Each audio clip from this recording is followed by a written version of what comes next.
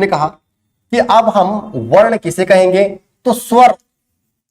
अगर हमें वर्णों की गिनती करना हो, वर्ण को देखना हो तो कैसे देखेंगे, तो स्वर या स्वर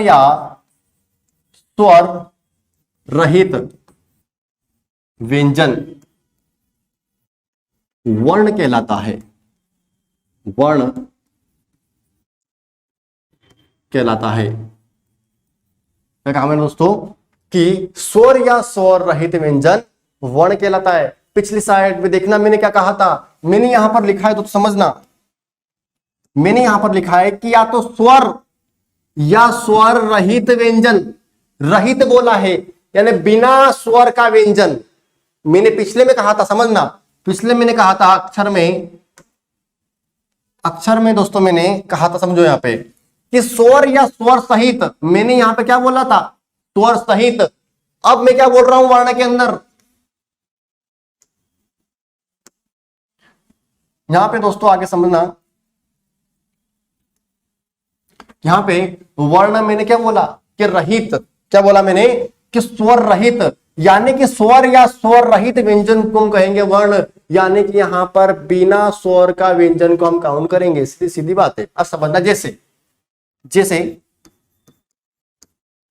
जैसे समझना, मैंने एग्जांपल लिया, जैसे भी लिया था धार, क्या लिया था दोस्तों मैंने, धार। धार में हमने अब देखा था कि कितने अक्षर थे, तो हमने देखे थे दोस्तों 3। अब मैं पूछूंगा आपसे, बताओ कि धार के अंदर कितने वर्ण है, धार के अंदर कितने वर्ण है। अब अगर धार में वर्ण देखने, धार को तोड़ना पड़ेगा। तोड़ना क्या मतलब, क्या सीधा सीधा है कि जो उसके अंदर स्वर है उसको बाहर निकाल दो। दोस्तों अगर मैं बोल रहा हूं धा, तो धा के अंदर किसकी मात्रा लगी हुई है, तो आ की। तो जैसे दोस्तों इस धा में से मैं आ की मात्रा बाहर निकाल दूंगा तो धा कैसा हो गया, आधा, और बाहर क्या निकल गया इसमें, आ, क्या निकल गया, आ। अब आगे समझो, र में पीछे किसका साउंड आ रहा है, मैंने बोला र, तो पीछे किसका साउंड आ रहा है आपका, अ का। तो समझो मैंने र को दोस्तों किया आधा, और इसमें से क्या निकला दोस्तों, अ, क्या निकला, अ। तो ध हो गया आधा। तो अब दोस्तों बताओ मुझे कि धार शब्द में टोटल वर्ण कितने हुए, तो आप गिन लो भाई, 1 2 3 और 4 वर्ण। तो धार शब्द में टोटल दोस्तों कितने वर्ण हो गए, 4 वर्ण। और अक्षर कितने थे, तो बोले सर 2 थे, क्योंकि उसमें सहित होता है पूरा के पूरा, उसमें आधे अधूरे नहीं गिनते, जबकि वर्ण में हम आधे अधूरे गिनते हैं। अब समझना आगे। मैंने दोस्तों अगला एग्जांपल वही लिया, सत्य। क्या लिया दोस्तों, सत्य। बताओ दोस्तों सत्य में कितने वर्ण है, सत्य में कितने वर्ण है, तो एक तो हो गया स के अंदर से क्या निकल जाएगा, अ, फिर आधा, त, फिर य। तोड़ो इसको, ये मैंने लिया स में से निकला अ, फिर दोस्तों क्या, आधा, त।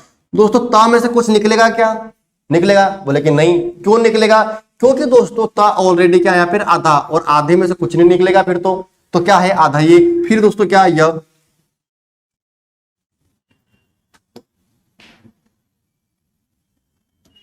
एक सेकंड,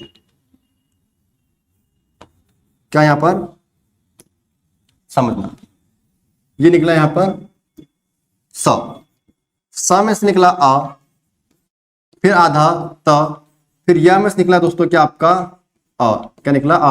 अब बताओ दोस्तों कि सत्य शब्द में कितने वर्ण है, तो बोले 2 4 और 5। कितने वर्ण है, तो बोले यहां पर 5 वर्ण है। सत्य में कितने हैं, तो बोले 5 है, 5। कितने दोस्तों, 5 है। अब आगे समझते हैं इसको।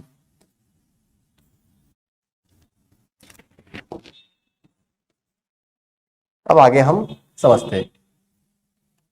अगर आपसे दोस्तों कोई पूछे तो बता देना कितने, 5। अब समझो, पीछे वापस आता हूं मैं। अब समझना, वर्ण, वर्ण दोस्तों किसे कहते हैं, फिर रिवाइज करते हैं मैं एक बार इसके अंदर दोस्तों। समझना कि वर्ण, ध्वनि के लिखित रूप को हम क्या कहते हैं, वर्ण। एग्जाम में यदि प्रश्न आया कि ध्वनि के लिखित रूप को हम क्या कहते हैं, तो क्या बताओगे दोस्तों आप, वर्ण। या पूछे एग्जाम में कि वे ध्वनियां जिन्हें हम खंडों में नहीं तोड़ सकते, उसे विभाजित हम नहीं कर सकते, उसे दोस्तों हम क्या कहेंगे, बोले तो उससे भी हम वर्ण कहेंगे, जिसे हम नहीं तोड़ पाएंगे। ठीक है, जैसे एग्जाम्पल मैंने आपको दिए ही नीचे। ठीक है, फिर मैंने लिखा कि इस संदर्भ में भाषा की सबसे छोटी लिखित इकाई दोस्तों क्या है?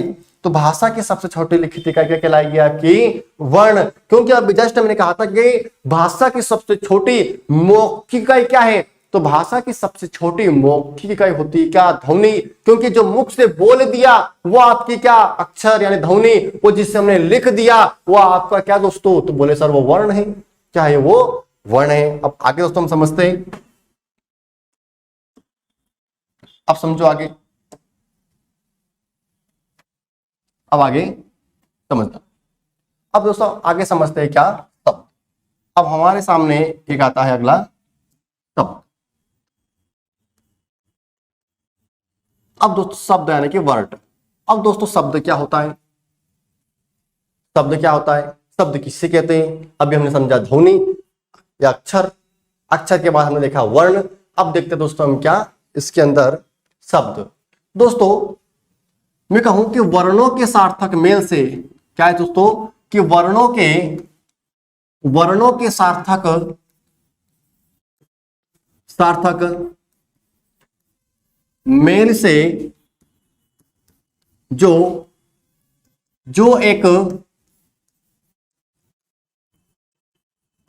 एक निश्चित अर्थ निकलता है, एक निश्चित अर्थ निकलता है, उसे दोस्तों हम क्या कहेंगे? तो दोस्तों उसे हम कहेंगे, उसे शब्द कहते हैं। उसे दोस्तों हम क्या कहते हैं? शब्द। दोस्तों मैंने कहा कि शब्द क्या है? तो वर्णों के सार्थक मेल से, क्या कहा मैंने दोस्तों? कि वर्णों के सार्थक मेल से जो एक निश्चित अर्थ निकलता है, एक निश्चित अर्थ निकलता है, उसे दोस्तों हम क्या कहते हैं? तो उसे दोस्तों हम कहते हैं शब्द। यानी कि जब बहुत सारे वर्ण मिल जाएंगे आपस में तो उससे जो एक नया से जो निकल के आएगा उसे हम क्या कहेंगे दोस्तों? शब्द। जैसे कि दोस्तों मैंने एग्जांपल दिया यहां पे, जैसे मैंने लिखा कि ध आधा, फिर आ, फिर लिखा मैंने आधा र, फिर लिखा मैंने अ। क्या लिखा मैंने? आ। अब समझो ये सब क्या है? वर्ण। तो मैंने कहा वर्णों के सार्थक मेल से, मेल मतलब जोड़, तो ये जोड़, तो ये वर्ण, तो वर्णों के सार्थक मेल से। अब ये मैं मेल करूंगा, मैं इनको जोड़ दूंगा, तो इनसे जो बनेगा वो आपका क्या कहलाएगा दोस्तों? तो वो कहलाएगा आपका क्या? शब्द। तो ध प्लस आ, र प्लस आ, तो दोस्तों क्या बना यहाँ पे? धार। क्या बना? धार। तो बताओ क्या दोस्तों ये सार्थक नहीं है? क्या इसका कोई अर्थ नहीं है? हे दोस्तों, क्योंकि धार क्या है? ये किसी का नाम है, किसी शहर का नाम है, वही क्या होता है? आपका शब्द। तो एग्जाम में यदि आपसे दोस्तों प्रश्न पूछे कि भाषा की, या ऐसा पूछ ले कि वर्णों के सार्थक मेल से जो एक निश्चित अर्थ निकलता है उसे हम क्या कहते हैं? तो उसे दोस्तों क्या कहेंगे हम? तो बोले शब्द कहेंगे। अब समझना, इसीलिए दोस्तों आगे इसमें समझना आगे इस संदर्भ में,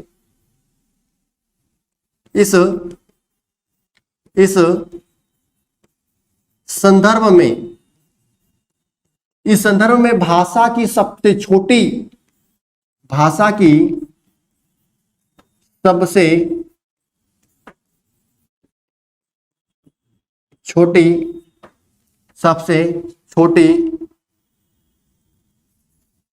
अर्थपूर्ण, भाषा की सबसे छोटी अर्थपूर्ण इकाई है, अर्थपूर्ण इकाई शब्द है।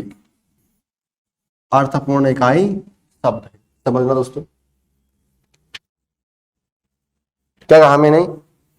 मैंने कहा कि इस संदर्भ में भाषा की सबसे छोटी, इस संदर्भ में भाषा की सबसे छोटी अर्थपूर्ण इकाई कैसी दोस्तों? अर्थपूर्ण इकाई क्या है इसके अंदर? तो बोले शब्द है। क्या है दोस्तों? शब्द है। तो एग्जाम में इसका पूरा आप ध्यान रखना। जैसे हमने देख लिया कि जब इनको जोड़ा हमने तो क्या आया आपके सामने? धार। अब दोस्तों हम आगे समझते हैं। अब दोस्तों आगे हमारे सामने आता है इसके अंदर क्या? वाक्य। क्या दोस्तों, इसके अंदर आगे आता है हमारा वाक्य। अब दोस्तों वाक्य किसे कहते हैं हम, वाक्य क्या होता है समझना कि भाषा की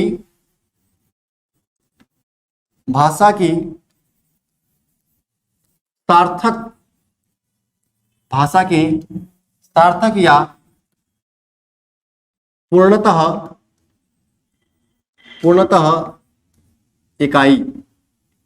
इकाई को वाक्य कहते हैं। वाक्य कहते हैं। क्या कहा दोस्तों मैंने कि वाक्य किसे कहते हैं, तो भाषा की सार्थक या पूर्णतः, भाषा की सार्थक या पूर्णतः इकाई क्या दोस्तों आपकी वाक्य कहलाती है। यानी कि ऐसा शब्दों का समूह जो हमें एक पूरा पूरा अर्थ क्लियर कर दे, एक ऐसा शब्दों का समूह जो हमें एक पूरा एक निश्चित ज्ञान प्राप्त कर दे, प्रदान कर दे, उसी को दोस्तों हम क्या कहेंगे, तो बोले उसे हम वाक्य कहेंगे। जैसे दोस्तों मैंने लिखा एग्जाम्पल, जैसे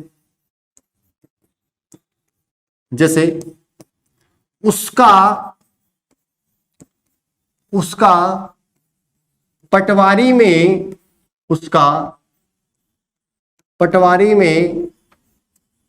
चयन हो गया।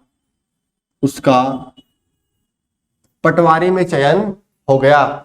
अब दोस्तों मैंने देखा कि उसका पटवारी में चयन हो गया, तो हमने परिभाषा लिखी है कि भाषा के सार्थक या पूर्णतः इकाई को हम क्या कहते हैं, तो हम बोले वाक्य कहते हैं। तो दोस्तों देखो यहाँ पर कि भाषा के सार्थक और पूर्ण इकाई है, क्या यहाँ पर पीछे पूर्ण विराम लगा हुआ है, हाँ बोले है पूर्ण विराम, क्योंकि वाक्य हमारा पूर्ण हो चुका है। हम एक निश्चित एक अर्थ देता है कि भाई उसका पटवारी में चयन हो गया, यानी कि फलाने आदमी का या फलाने किसी व्यक्ति का उसका किसमें चयन हो गया दोस्तों, तो बोले पटवारी में हो गया। हमें एक पूर्ण ज्ञान प्राप्त होता है। तो इस संदर्भ में भाषा की पूर्णतः इकाई किसे माना जाएगा दोस्तों, तो पूर्णतः इकाई माना जाएगा किसको दोस्तों, तो पूर्णतः इकाई हमारी कौन सी होगी, तो बोले वाक्य होगी।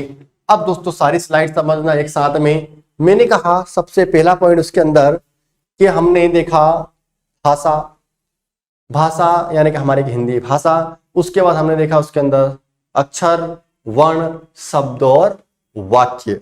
अब दोस्तों इसमें समझना जरा आगे, अगर मैं उसमें रिवाइज करें सभी, पहले पॉइंट पे आते हैं। पहला पॉइंट हमारा, जब दोस्तों हमने इसको स्टार्ट किया हिंदी व्याकरण, तो दोस्तों हमने हिंदी व्याकरण में इसका थोड़ा सा हमने एक डेमो देखा कि हिंदी दोस्तों क्या है, क्योंकि हमारा ये जो है ये तो हमारा मेन चैप्टर है जो हम स्टार्ट करेंगे, लेकिन थोड़े कुछ समय के बाद, कुछ थोड़ा उसका जनरल इंट्रो होने के बाद दोस्तों हमने सबसे पहले इसमें देखा था कि जो हमारी हिंदी जो हम पढ़ने वाले हैं, इसको हम क्यों पढ़ रहे हैं, इसका महत्व क्या है, इसका पढ़ने का कारण क्या है, इसको ही हम क्यों पढ़ रहे, संस्कृत क्यों नहीं पढ़ रहे, सहायक वचन क्यों नहीं पढ़ रहे, हम हिंदी लैंग्वेज क्यों पढ़ रहे। क्योंकि दोस्तों हिंदी को राष्ट्रभाषा न बनाकर हमारे देश के अंदर क्या बनाया गया दोस्तों, तो राजभाषा बनाया गया। कब बनाया गया, तो 14 सितंबर 1949 को हिंदी को राजभाषा बनाया गया, जिसको हमारे संविधान के अनुच्छेद 343 में वर्णित किया गया है। अब दोस्तों इसको हम देखेंगे भाषा चैप्टर में पूरा डिटेल से, अब इतना काफी है। अब समझना नीचे लिखा है कि हिंदी के बारे में और कि हमारे हिंदी दोस्तों क्या है, तो हमारे हिंदी दुनिया भर की 3000 भाषाओं में से एक है। फिर मैंने लिखा कि दुनिया की 3000 भाषाओं में से एक तो है, लेकिन कौन से नंबर पर है, तो विश्व की लगभग चौथी भाषा हमारी कौन सी बन गई है, तो बोले हिंदी है। पहले तीसरे पे थी, लेकिन दूसरे नंबर पर स्पेनिश आ गई, तो हमारे हिंदी धीरे से खिसक कर कहां पर आ गई दोस्तों, चौथे पे आ गई है। पहली कौन सी दोस्तों हमारी, तो पहली दोस्तों हमारी चाइनीज भाषा, पहली कौन सी हमारी चाइनीज भाषा मंडारिन है, दूसरी हमारी स्पेनिश, तीसरी अंग्रेजी और चौथी हमारी कौन सी आती है, हिंदी आती है।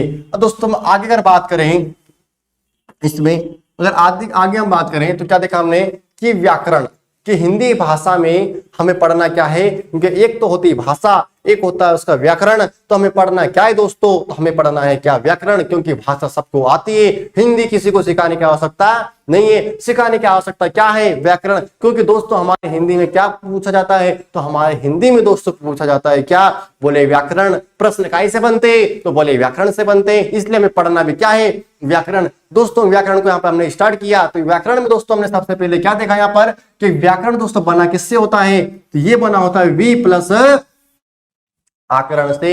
यदि हम इसका संधि विच्छेद करें तो क्या बना, वी प्लस आकरण। तो संधि कौन सी इसके अंदर, तो इसके अंदर संधि हमारे आ जाए कौन सी, यण संधि। कौन सी आ जाएगी इसके अंदर, यण संधि, जो हम आगे पढ़ेंगे बाद में, ठीक है दोस्तों। तो दोस्तों वी प्लस आकरण अर्थात इसका अर्थ क्या होता है, विग्रह या विश्लेषण करना, विग्रह या विश्लेषण करना। फिर नीचे दोस्तों हमने देखा कि व्याकरण क्या है, ये हमें क्या बोलता है, व्याकरण हमें क्या सिखाना है, व्याकरण शब्द हमको क्या बोलना चाह रहा है दोस्तों। तो व्याकरण शब्द दोस्तों में बोलता है कि वह शास्त्र जो हमें शुद्ध रूप से, क्या दोस्तों, शुद्ध रूप से बोल तो सब लेते हैं, लेकिन उसको शुद्ध रूप से बोलना बड़ा कठिन होता है। तो मैंने कहा कि क्या है, तो वह शास्त्र जो हमें शुद्ध रूप से बोलना और पढ़ना और दोस्तों क्या लिखना, यानी कि वो शास्त्र जो हमें शुद्ध रूप से बोलना, पढ़ना और लिखना सिखाता है दोस्तों, उसे हम क्या कहते हैं दोस्तों, उसे हम कहते हैं क्या, व्याकरण कहेंगे। यदि एग्जाम में प्रश्न आ जाए कि भाषा के, यानी कि वो शास्त्र जिसमें भाषा के शुद्ध शुद्ध नियम लिखे होते हैं, उससे हम क्या कहेंगे, व्याकरण कहेंगे, या कुछ और कहेंगे तो बोले हम उसे व्याकरण कहेंगे। दोस्तों अगली स्लाइड में हमने क्या देखा था, अगली स्लाइड में हमने देखा था क्या, अगला पॉइंट कि पहले व्याकरण का विकास हुआ कि पहले भाषा का विकास हुआ। पहले हमारे सामने क्या आई, यानी मैंने पूछा था कि पहले किसका विकास हुआ, पहले हमारे सामने उठ के व्याकरण आया और बाद में उसकी हमने भाषा बनाई, या पहले हमारे सामने भाषा आई उसके बाद उसका हमने क्या लिखा, व्याकरण। तो दोस्तों मैंने क्या बताया आपको कि सबसे पहले क्या आती है, भाषा। क्या आती है, भाषा। और उसी भाषा को, यानी भाषा जो आती है वो शुद्ध रूप से नहीं आती है, उसको लोग पुस्तु भी बोलते हैं। जब भाषा को बहुत बड़े व्यापक क्षेत्रफल में बोली जाती है, लिखी जाती है, पत्रचार में उसका प्रयोग होता है, तब जाकर उसका व्याकरण लिखा जाता है। जब उसका व्याकरण क्यों लिखते हैं, क्योंकि उसको शुद्ध रूप से बोलने, लिखने और पढ़ने के लिए लिखा जाता है। तो एग्जाम में प्रश्न आया कि पहले किसका विकास होता है, तो लिख देना क्या, उसके अंदर लगा देना पहले उसका भाषा, उसके बाद उसका व्याकरण। अब अगला दोस्तों पॉइंट देखा इसके अंदर, अगला पॉइंट देखा हमने कि हिंदी में लगभग 60% शब्द किस भाषा के प्रचलित हैं, तो हमारी संस्कृत भाषा की। मैंने कहा कि हमारी हिंदी में आज भी लगभग 60% शब्द किसके प्रचलित हैं दोस्तों, आज भी हमारी हिंदी में 60% शब्द हिंदी भाषा के प्रचलित हैं। क्यों दोस्तों, क्योंकि मैंने लिखा है नीचे कि क्योंकि हिंदी की आदि जननी हमारे दोस्तों कौन है, तो हमारे हिंदी की आदि जननी दोस्तों कौन है, संस्कृत। आदि जननी मतलब क्या दोस्तों, उसकी मम्मी कौन है, तो बोले संस्कृत है। क्योंकि दोस्तों हम भी कहे हमारे दादी परदादी सब यहाँ तक आए, उसी प्रकार दोस्तों हिंदी भी कहां से आए, तो दादी परदादी कौन बन जाती है इसकी, तो बोले संस्कृत। क्योंकि आज से लगभग 3500 साल पहले आर्यों की भाषा हुआ करती थी क्या, संस्कृत। और वही संस्कृत का जब विकृत रूप हुआ, थोड़ा थोड़ा उसमें परिवर्तन हुआ।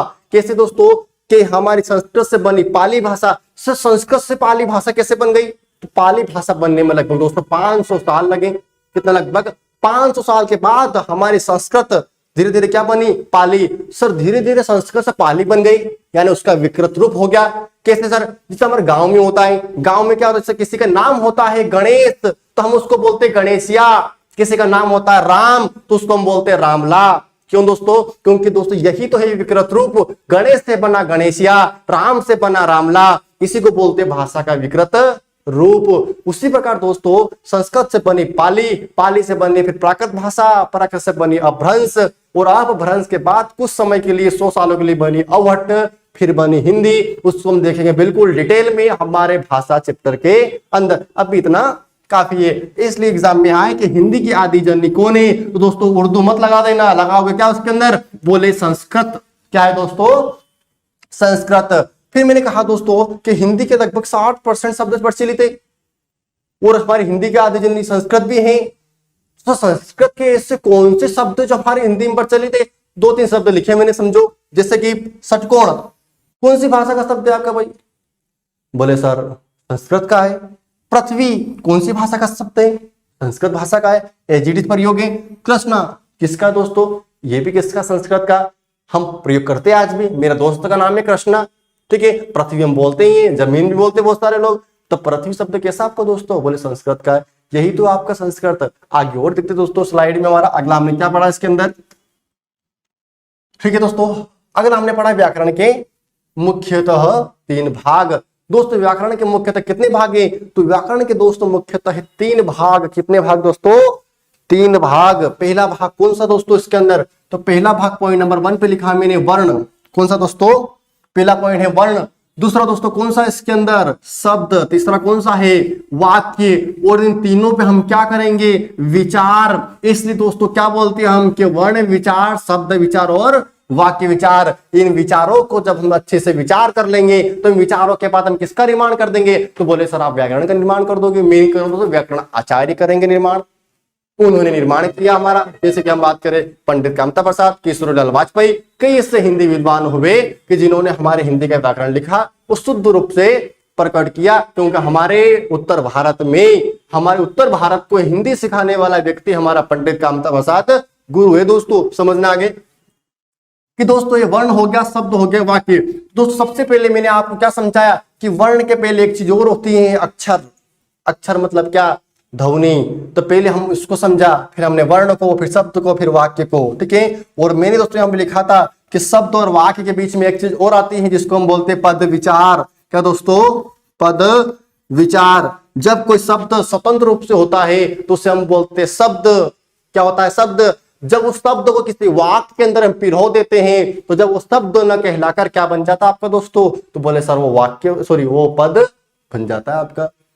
तो दोस्तों सबसे पहले हम क्या समझेंगे? अक्षर। देखते हैं स्लाइड में अक्षर। दोस्तों अक्षर मैंने पहला पॉइंट क्या बताया आपको कि मुख से निकलने वाली ध्वनि को हम क्या कहते हैं? अक्षर। एग्जाम में प्रश्न आया आपको कि मुख से निकलने वाली ध्वनि को क्या कहते हैं? तो लगा देना क्या? अक्षर। पहला पॉइंट है भैया कि मुख से निकाला, यानी जो आपने मुख से निकाल दिया वो क्या आपका? तो बोले वो अक्षर। यदि मुख से निकाला हुआ आपने लिख दिया तो फिर वो क्या होगा? वर्ण। यानी जो बोला वो अक्षर, जो लिख दिया वो वर्ण। इतना ध्यान रखना दोस्तों। क्या कि जो बोला मौखिक रूप से वो क्या आपका? अक्षर। जो लिख दिया वो क्या? वर्ण। समझना आगे। एक पॉइंट और है कि जिन ध्वनियों का उच्चारण श्वास के एक झटके में कर दिया जाता है उसे भी दोस्तों क्या कहते हैं? अक्षर। कि जिन ध्वनियों का उच्चारण श्वास के झटके में बोल देते, मैंने बोला क, ख, ग, घ, एक झटके में कर दिया मैंने दोस्तों, तो क्या आपका ये अक्षर है? यही तो है आपका अक्षर, ठीक है। आगे समझते हैं। अगला दोस्तों हमारा क्या, मैंने कहा कि इस संदर्भ में भाषा की सबसे छोटी मौखिक इकाई क्या है दोस्तों? ध्वनि। क्योंकि दोस्तों मैं बोल रहा हूं, कुछ भी बोल रहा हूं, वो क्या है आपका? ध्वनि तो है। जो मैंने बोला वो ध्वनि है। तो भाषा की सबसे छोटी मौखिक इकाई क्या कहलाएगी दोस्तों आपकी? तो बोले ध्वनि कहलाएगी। ध्यान रखना एग्जाम में आए कि भाषा की सबसे छोटी इकाई क्या है, तो लगा देना कि भाषा की सबसे छोटी इकाई क्या है दोस्तों? तो बोले ध्वनि है। और कुछ लगा के मत आ जाना तो उत्तर पूरा गलत हो जाएगा आपका। अगला समझो दोस्तों, अगला क्या है इसके अंदर? अगला समझना कि स्वर या स्वर सहित व्यंजन क्या होता है आपका? अक्षर। यदि आपको अक्षर की गिनती करना है, सर आपने अक्षर तो समझा दिया लेकिन अक्षर गिनते नहीं सिखाया, तो मैंने गिनते भी सिखा दिया। आप बोल नहीं सकते उसके अंदर कि दोस्तों क्या कि अक्षर, सॉरी स्वर या स्वर सहित व्यंजन क्या होगा आपका? तो बोले हमारा अक्षर होगा। जैसे मैंने लिखा है यहाँ पर धार, धार में कितने अक्षर है? तो बोले 2। कितने? 2। क्योंकि मैंने कहा अभी कि जिसके अंदर स्वर जुड़ा होगा, जिसके अंदर स्वर जुड़ा होगा वो क्या कहलाएगा आपका? बोले वो कहलाएगा आपका व्यंजन, ठीक है। तो स्वर सहित व्यंजन क्या कहलाएगा आपका? अक्षर। तो यह ध लिखा है धा, तो धा के अंदर कौन सी मात्रा है? बोले आ की सर, तो इसके अंदर व्यंजन है। तो क्या है ये? एक अक्षर। र के अंदर भी एक स्वर है अ, तो क्या है ये भी दोस्तों? एक व्यंजन। तो धा और र कितने हो गए? तो बोले 2 अक्षर हो गए। कितने हो गए? 2 अक्षर। अगला कौन सा हमारा? सत्य। सत्य में तो स्वर है लेकिन त में स्वर नहीं है। जब त में स्वर नहीं है तो इसे हम अक्षर नहीं गिनेंगे। लेकिन दोस्तों य में क्या है? य में अक्षर है, तो इसे हम क्या गिनेंगे दोस्तों? इसे हम क्या गिनेंगे? तो इसे गिनेंगे हम अक्षर। तो 1 और 2 कितने अक्षर होगा यहाँ पर भी? 2, क्योंकि आधे अधूरे को हम कभी अक्षर नहीं कहते हैं, हम कहते हैं पूरे पूरे, क्योंकि जब मुख से निकालते हैं तो हम पूरा अक्षर निकालते हैं, आधा अक्षर निकालते हैं। कोई गाली भी देता है तो उसको यूं बोलते तेरे मुख से एक अक्षर मत निकाल देना, यूं नहीं बोलते हम कि तेरे मुख से आधा वर्ण मत निकाल देना, क्योंकि हम वर्ण को आधा भी गिन लेते हैं लेकिन अक्षर को हम पूरा पूरा गिनते हैं। ध्यान रखना कि जो पूरा पूरा लिखा है वो अक्षर, जो आधा अधूरा लिखा वो क्या है दोस्तों, वो है वर्ण। अगला समझते हैं। अगला दोस्तों हमारा क्या है, ध्वनि, सॉरी वर्ण। वर्ण क्या है, तो मैंने दोस्तों लिखा कि ध्वनि के लिखित रूप को दोस्तों हम क्या कहते हैं, तो बोले वर्ण कहते हैं। यानी कि जो मुख से निकाला था वो ध्वनि, जो मुख से निकाला वो ध्वनि, सॉरी, तो दोस्तों मुख से निकलने वाली ध्वनि को हमने अक्षर कहा था, लेकिन जब उस ध्वनि को मुख से निकाला था और मैंने इसको लिख दिया, जब निकाला तो अक्षर, उसको जब मैंने यहां पर लिख दिया तो दोस्तों क्या बन गया आपका वर्ण। बोला वो अक्षर, लिख दिया वो आपका वर्ण। समझना आगे।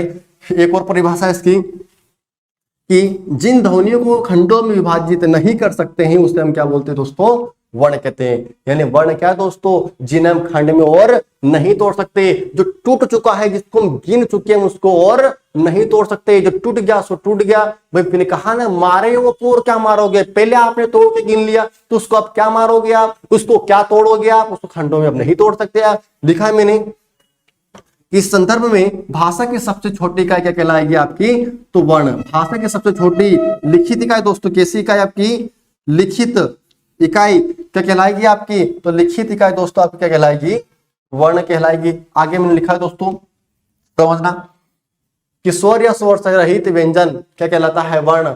वहां स्वर और स्वर सहित था, यहाँ पर रहित अक्षर में सहित, यानी कि जो पूरा पूरा व्यंजन होगा उससे हम गिनेंगे, लेकिन यहाँ पर रहित यानी हम आधे को गिनेंगे। बिना स्वर का व्यंजन आपको क्या कहलाएगा दोस्तों, यहाँ पर वर्ण कहलाएगा। ठीक है, मैंने लिखा धार, जब धार को मैंने तोड़ा, धा में से निकला आ, र में से निकला अ, तो दोस्तों हमने इसको पूरा खंडों में तोड़ चुके हैं। तो हमने कितने वर्ण लिखे यहाँ पे, 4 वर्ण, क्योंकि यहाँ पर स्वर को भी गिनेंगे और स्वर रहित व्यंजन को भी गिनेंगे। समझ गए दोस्तों अपने यहाँ पे, ये हो गया आपके 4। अब मैंने कहा इसको खंडों में हम नहीं तोड़ सकते, तो बताओ दोस्तों खंडों में इसको तोड़ सकते हैं न, ध टूटा हुआ है, स्वर को हम तोड़ेंगे नहीं, र है और अ, तो पहले खंडों में टूटा हुआ है, आप उसको क्या तोड़ोगे, खंडों में नहीं तोड़ सकते आप इसको। ठीक है, सत्य, सत्य में कितने, स अ आधा त य और अ, कितने हो गए दोस्तों टोटल 5 वर्ण। आगे हमने क्या देखा इसके अंदर,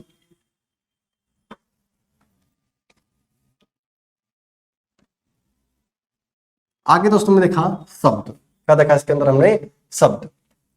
तो शब्दों में क्या है, तो मैंने कहा दोस्तों वर्णों के सार्थक मेल से जो एक निश्चित अर्थ निकलता है उससे हम दोस्तों क्या कहेंगे, शब्द। जब एक वर्ण, बहुत सारे वर्ण आपस में मिलेंगे और एक कुछ बनेगा उसको दोस्तों हम क्या कहेंगे, शब्द।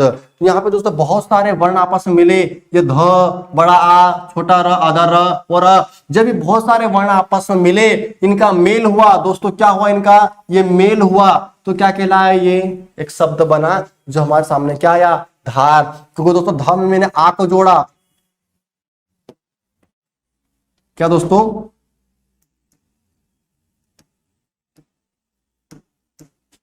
मैंने यहां पे धा में क्या जोड़ा, आ। अब दोस्तों मैं यहाँ पे धा में आ जोड़ूंगा तो क्या बनेगा आपका, धा बनेगा, और आ के अंदर क्या जोड़ दूंगा, र जोड़ दूंगा, तो आपको क्या बन जाएगा, यहाँ पर धार बन जाएगा। क्या बनेगा, धार। तो मैंने लिखा है नीचे कि संदर्भ में, नीचे लिखा है मैंने,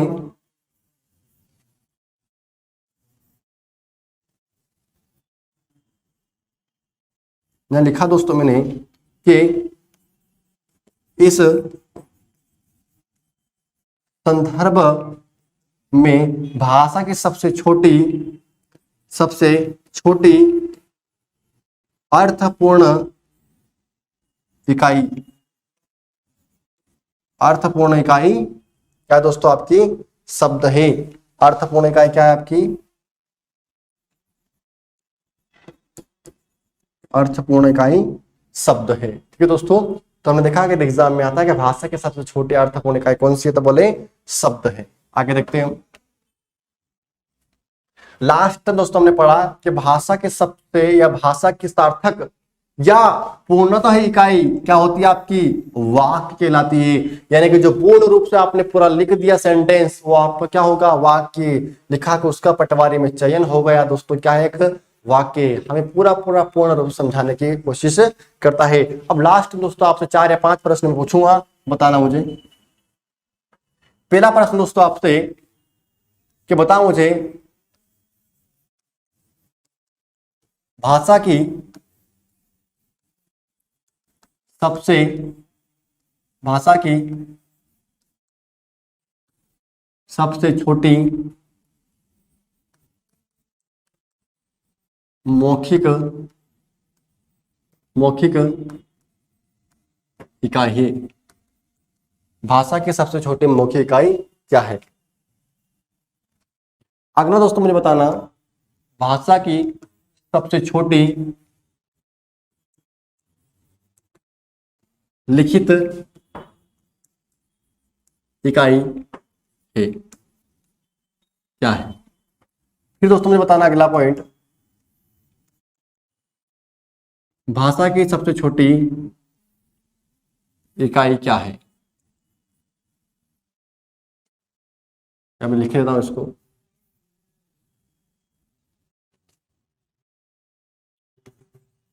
भाषा की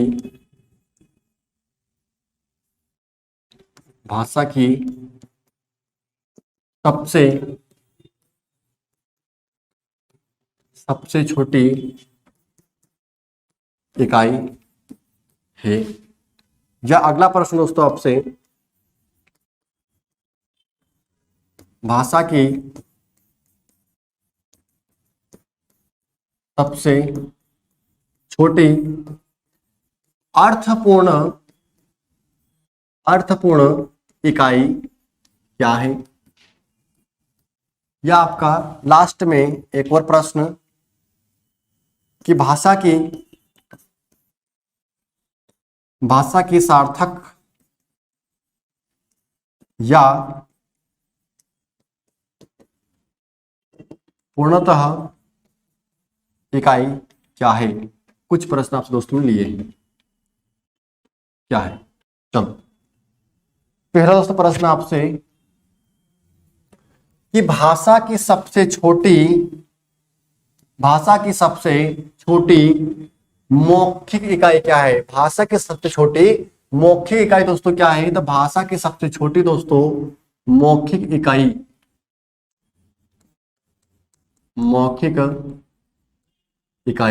क्या है आपकी? तो दोस्तों मौखिक इकाई यहाँ पे आगे क्या दोस्तों? ध्वनि। क्या लगाओगे उत्तर कि भाषा की सबसे छोटी इकाई क्या है? ध्वनि।